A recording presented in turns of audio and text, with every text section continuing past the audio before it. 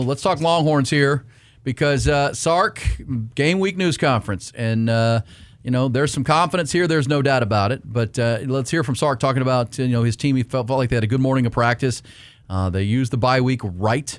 And here is Steve Sarkisian, how he kind of opened up his press conference yesterday. Pretty confident about where they are, but knows they're going into playing a tough place. First of all, today in practice, Let me start that over. I had my thing unplugged. My apologies. First of all, today at practice, I just got done commending the team and the staff at the end about the real sense of urgency that you could feel in the building this morning and on the field today.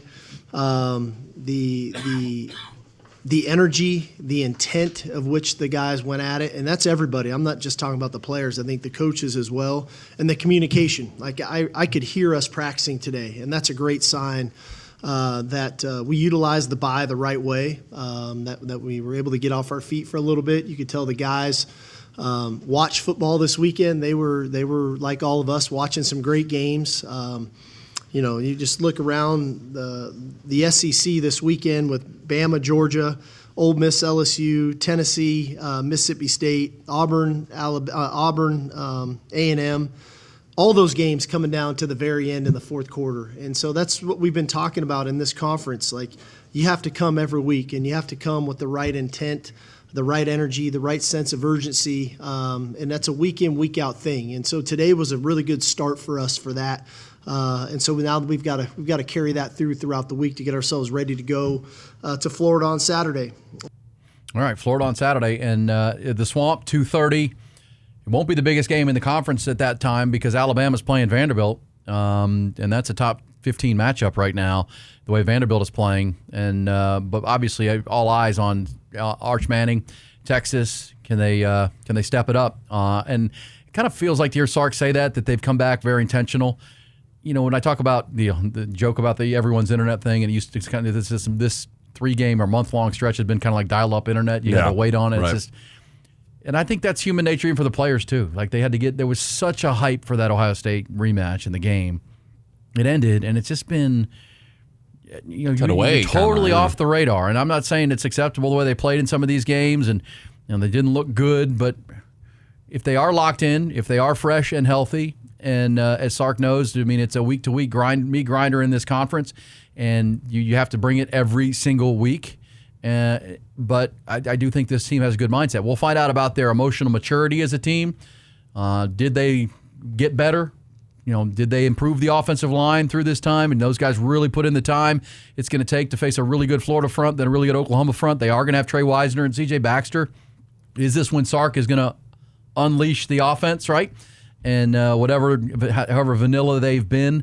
I talked yesterday a lot about 2-back sets and pony packages and really leaning into it. Because now with those 4 games, while we were all kind of waiting for another big game to get excited about, Sark was learning a lot about his 5 tight end room. He was learning a lot about some of his young offensive linemen.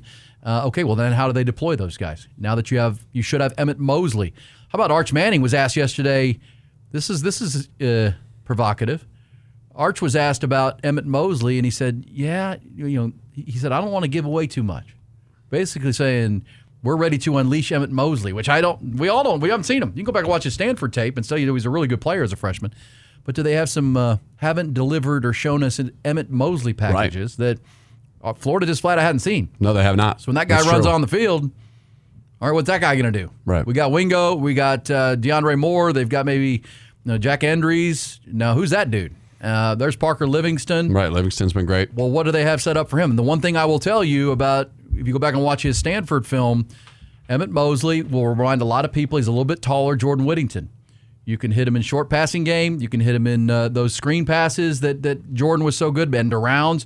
There's a lot there for him that he kind of thrives in. And you wonder, when I hear Arch Manning say yesterday, and I'll play this for you later, I don't want to say too much. That's interesting to me. Well, there's an element of the game that they've been missing. Well, and as Sark said, if you sat back and watched all the football this weekend, which we all did, all these games came down to the last drive or two. They all do. The Ohio State game came down to the last drive.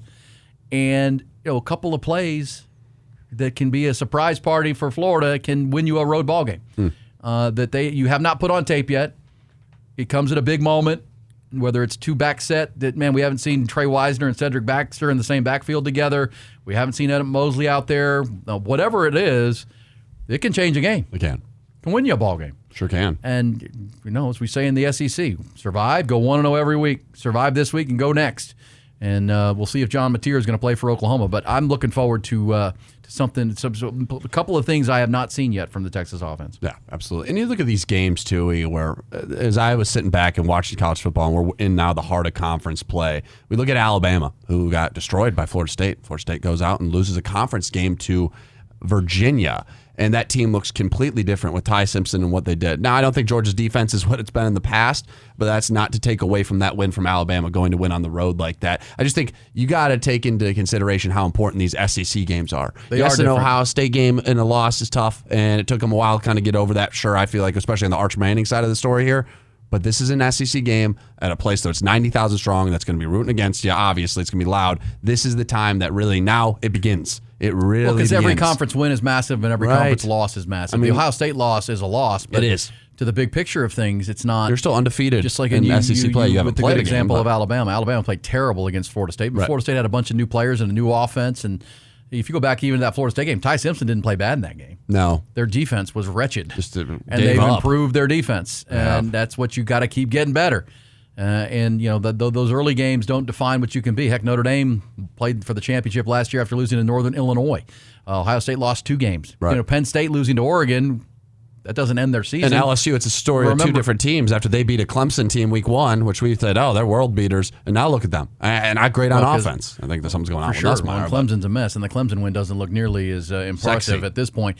And I would just say this for Oregon. Ohio State lost to Oregon in early October of last year. Right.